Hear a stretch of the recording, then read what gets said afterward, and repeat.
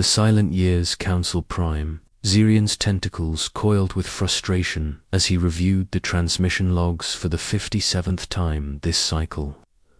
The holographic display showed the same damning evidence that had haunted the Galactic Council. For half a century, Earth, the small blue world in the outer spiral arm, had received 2,847 diplomatic communications, 156 formal invitations to join the Galactic Council, and 73 urgent requests for response. The answer to every single message had been the same: absolute silence. The council chamber buzzed with the nervous energy of a dozen different species, each representing civilizations that had learned to communicate across the vast distances of space.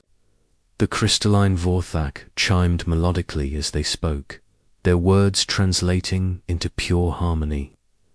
The gas-form nebuloids flickered between colors, their emotional states visible to all. The insectoid klaxons clicked and chittered in their precise mathematical language, yet despite this incredible diversity, they all shared one common frustration: humanity's inexplicable refusal to acknowledge their existence. Ambassador Zephyr Kane would have found the scene fascinating if he had been there to witness it. Instead, he stood in the communications center of the lunar station, Earth's primary deep space monitoring facility, staring at readings that made absolutely no sense. The displays showed constant background chatter from various points in the galaxy, but the signals were unlike anything in human experience. They seemed to follow patterns, almost like language, but every attempt to decode them had failed. Dr. Alina Vasquez ran her hand through her graying hair as she studied the latest batch of intercepted transmissions. For 20 years, she had been the leading expert on what the scientific community called deep space radio anomalies. The signals came from multiple sources, always following the same general direction toward Earth's solar system. They showed clear signs of artificial origin, but their purpose remained a mystery. "The pattern is definitely getting stronger," she told her assistant, Dr. James Park, as they reviewed the data. "Whatever these signals are, they're becoming more frequent and more complex. It's almost as if someone is trying harder to get our attention." Park nodded, highlighting sections of the transmission logs. "The really strange part is how they seem to be aimed directly at us. The signal strength and focus suggest they're not random broadcasts. Someone out there knows exactly where we are and is trying to communicate with us." What neither human scientist understood was that their equipment was only capturing fragments of the actual messages. The Galactic Council used quantum communication networks that operated on principles human science had barely begun to theorize. Earth's radio telescopes were picking up the quantum spillover, like trying to understand a conversation by listening to the echoes in another room. Captain Marcus Chen received the morning briefing with his usual stoic expression, but internally he was growing more concerned by the day. As head of Earth's Strategic Defense Initiative, he had been tracking the mysterious signals for years. Unlike the scientists who saw them as a fascinating puzzle, Chen saw them as a potential threat. The signals were clearly artificial, clearly directed at Earth, and clearly beyond human technology to create. "The frequency is increasing exponentially," reported Lieutenant Sarah Rodriguez, his most trusted intelligence officer. "Whatever these signals represent, the senders are becoming more persistent. Our analysis suggests they might be attempts at communication, but we can't rule out the possibility that there's some kind of scanning or targeting system." Chen studied the star maps that showed the approximate origins of the signals. They came from multiple points across the galaxy, suggesting a vast network of civilizations. If these were indeed alien communications, then humanity was not alone in the universe. More troubling, if these were targeting systems, then humanity was surrounded by potential enemies. The Strategic Defense Initiative had been established in secret after the first signals were detected. Working in deep underground facilities, thousands of engineers and scientists had been developing Earth's response to the possibility of alien contact. The project had grown from a small research program into humanity's largest military undertaking, all based on the assumption that first contact might not be friendly. In the Galactic Council chambers, the debate about Earth had reached a new level of intensity. Council Prime Zarian addressed the assembly with the weight of 5 decades of frustration in his voice. Fellow beings of the Council, we have extended our hand in friendship to the humans of Earth for 50 standard years. We have offered them membership in our great alliance, access to our technology, and the chance to join the galactic community. Their response has been silence. Not rejection, not negotiation, but complete and absolute silence. The Vorthok representative chimed in harmony, their crystalline form pulsing with concerned light. Perhaps their communication methods are incompatible with our own. Many primitive species require direct physical contact before they can understand advanced communication. The nebuloid delegate flickered through shades of deep purple, indicating skepticism. We have tried every known communication protocol. Quantum entanglement, electromagnetic radiation, gravitational waves, even basic mathematical sequences. If they are truly intelligent, they should have recognized at least one of our attempts. The Klaxon ambassador's mandibles clicked in agitation. The mathematical probability of a species achieving spaceflight without developing compatible communication methods is effectively 0. Their silence is deliberate. The question is whether it stems from fear, arrogance, or hostility. Back on Earth, Dr. Vasquez was about to make a breakthrough that would change everything. She had been experimenting with quantum field manipulation, trying to understand how the alien signals might be generated. Her latest experiment involved creating a quantum resonance chamber that could amplify the faint signals Earth had been receiving. "James, look at this," she called excitedly as the chamber activated. The garbled signals that had puzzled humanity for decades suddenly became clear. Words, actual words, were emerging from the quantum static. "Greetings, people of Earth. This is Council Prime Zarian of the Galactic Council. We extend our hand in friendship and invite you to join our alliance of civilizations. Please respond on the same frequency to confirm your receipt of this message." The message was followed by hundreds of others, each one growing more concerned, more frustrated, and more urgent. The last few transmissions carried a darker tone, discussing potential containment protocols and defensive measures. Dr. Vasquez realized with growing horror that humanity's silence had been interpreted as hostility. "We need to contact the government immediately," she told Park. "We've been accidentally ignoring the entire galaxy for 50 years. The revelation sent shockwaves through the highest levels of government. Emergency meetings were called, experts were consulted, and the terrible truth became clear. Earth had been invited to join a galactic civilization, but the invitation had been lost in translation. Worse, the aliens were beginning to consider humanity a potential threat. Captain Chen was promoted to Admiral and given command of the crash response program.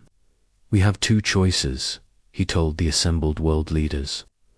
"We can send a small delegation to explain our mistake and hope they believe us, or we can prepare for the possibility that they've already decided we're hostile."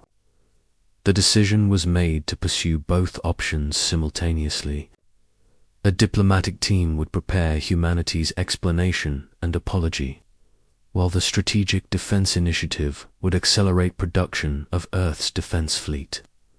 If the aliens had spent 50 years preparing for human aggression, humanity would need to be ready to defend itself. Admiral Rodriguez, promoted from her intelligence position, took command of the diplomatic mission. Her team worked frantically to decode the alien languages and prepare a response that would explain 50 years of accidental silence. Meanwhile, shipyards that had been secretly under construction for decades went into overdrive, producing vessels designed to protect Earth from the unknown. The irony was not lost on the leadership. In trying to prepare for possible alien hostility, humanity had created exactly the kind of military buildup that might be interpreted as aggressive. The very act of building defenses could be seen as proof that Earth was planning to attack. As the months passed, the alien signals grew more urgent and more militaristic. References to containment protocols and defensive measures appeared regularly in the transmissions. The Galactic Council was clearly preparing for some kind of action against Earth.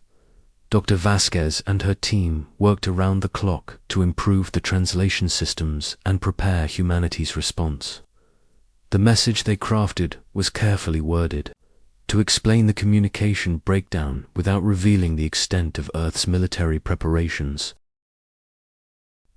To the Galactic Council and all member civilizations, this is Dr. Alina Vasquez of the Earth Science Consortium. We have only recently developed the technology necessary to properly receive and understand your communications. We deeply apologize for our 50 years of silence, which was caused by incompatible communication systems, not hostility or disrespect. We request an opportunity to explain our situation and formally respond to your generous invitation to join the galactic community. The message was transmitted using Earth's newly developed quantum communication system, designed to be compatible with the alien networks.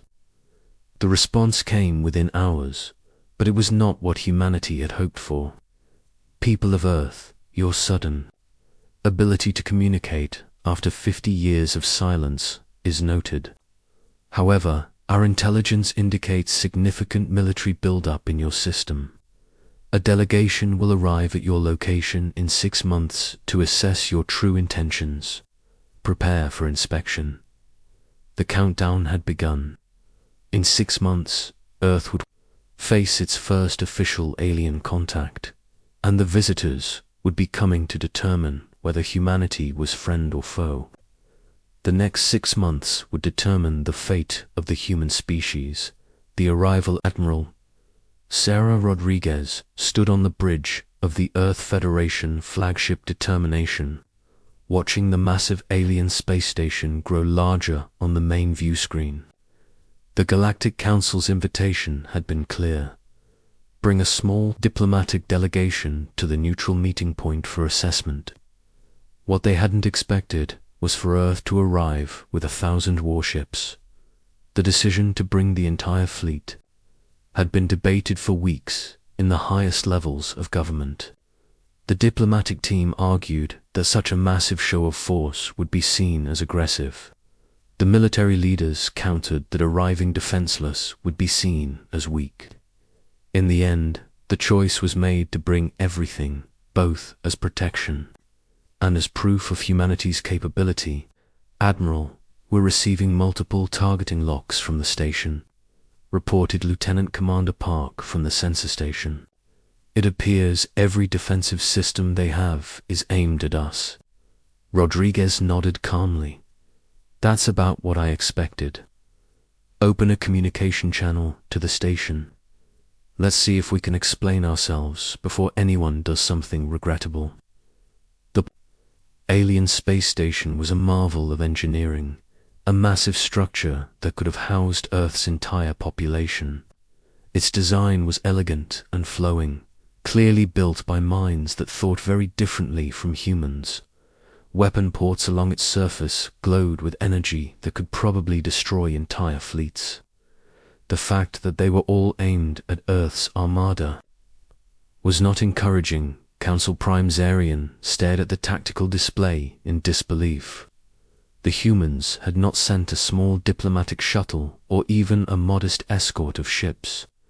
They had brought an entire war fleet, 1,000 vessels arranged in perfect military formation.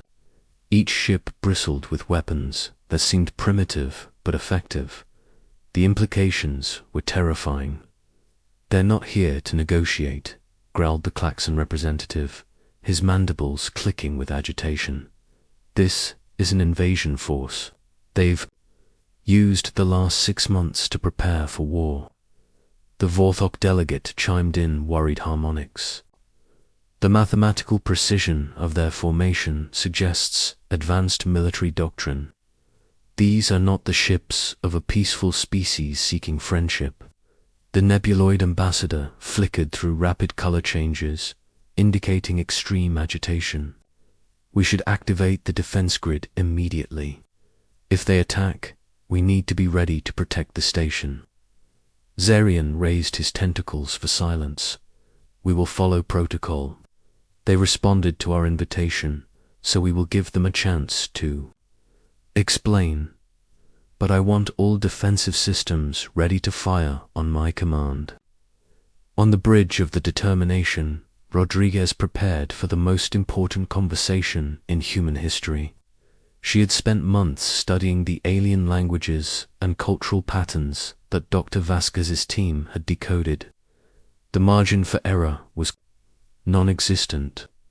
"Galactic Council, this is Admiral Sarah Rodriguez of the Earth Federation.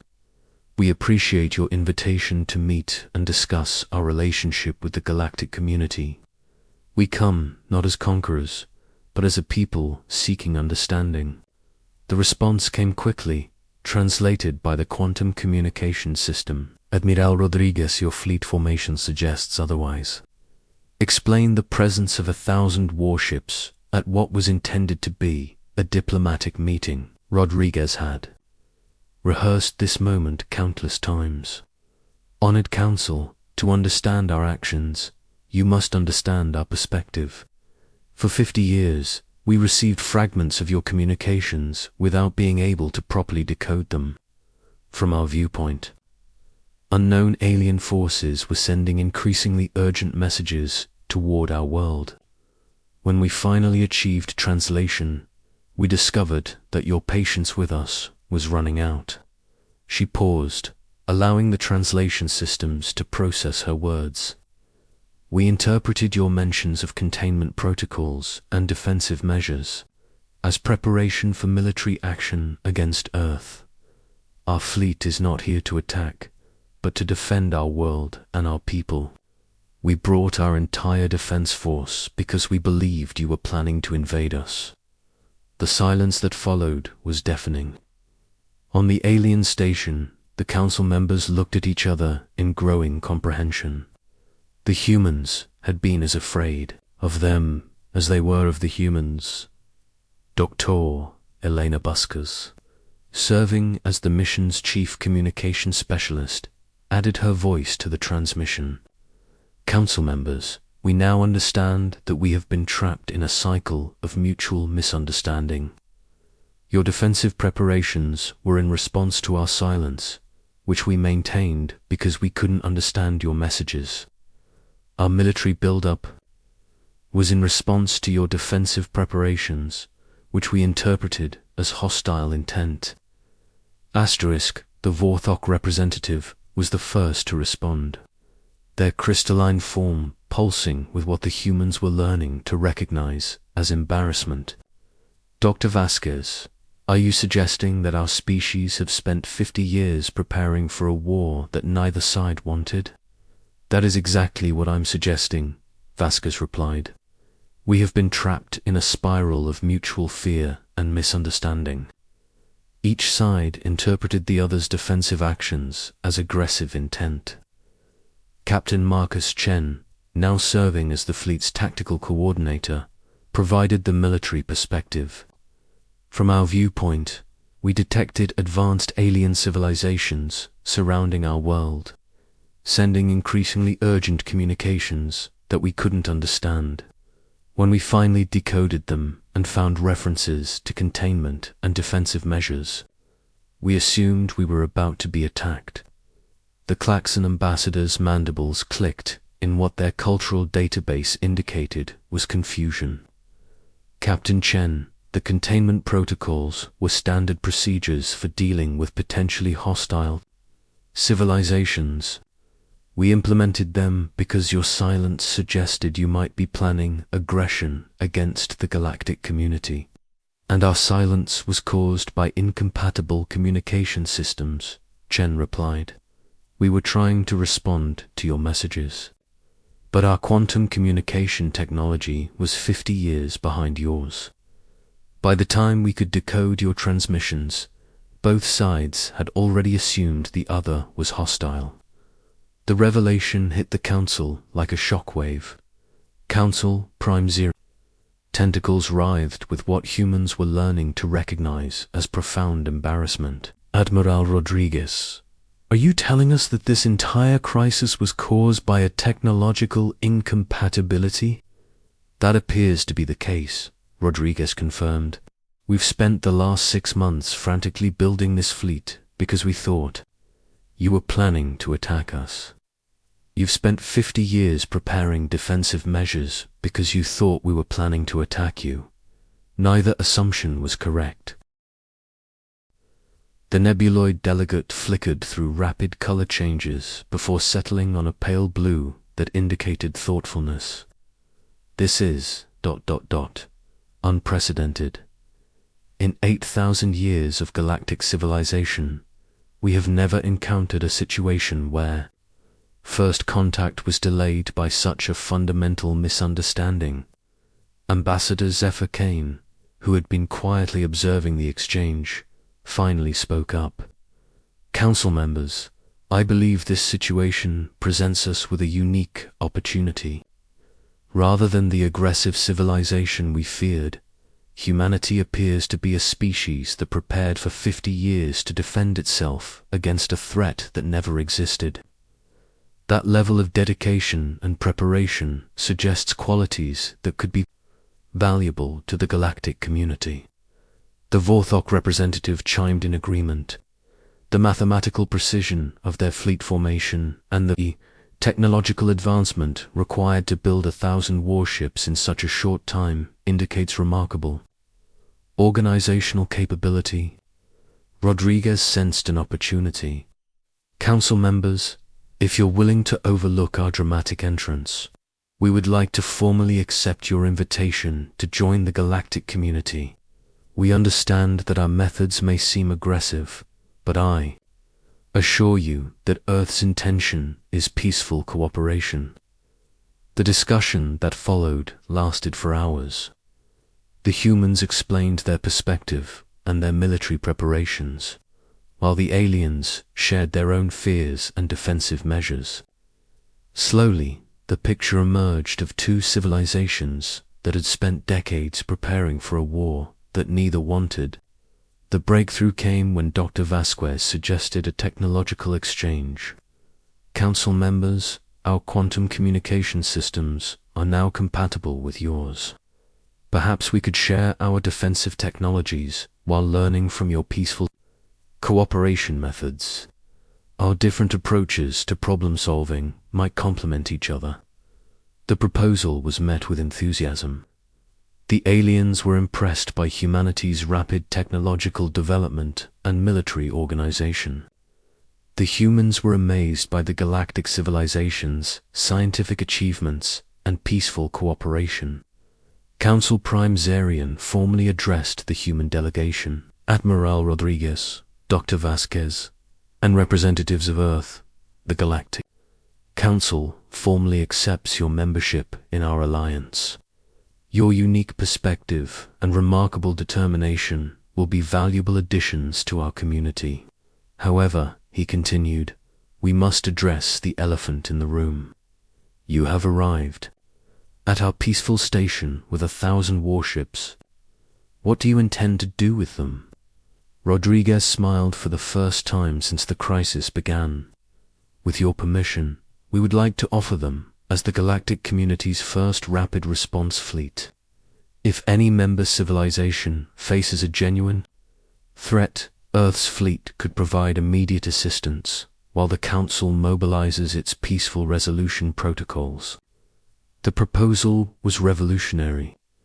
The galactic community had maintained peace for millennia through diplomacy and mutual cooperation.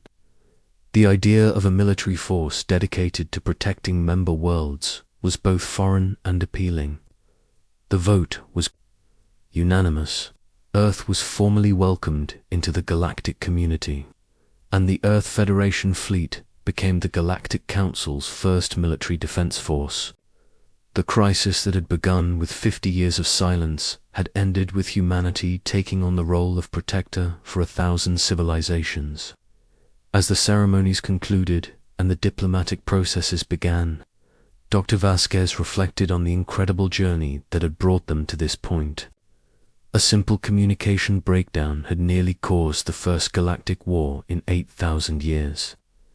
Instead, it had led to the most unique first contact in galactic history.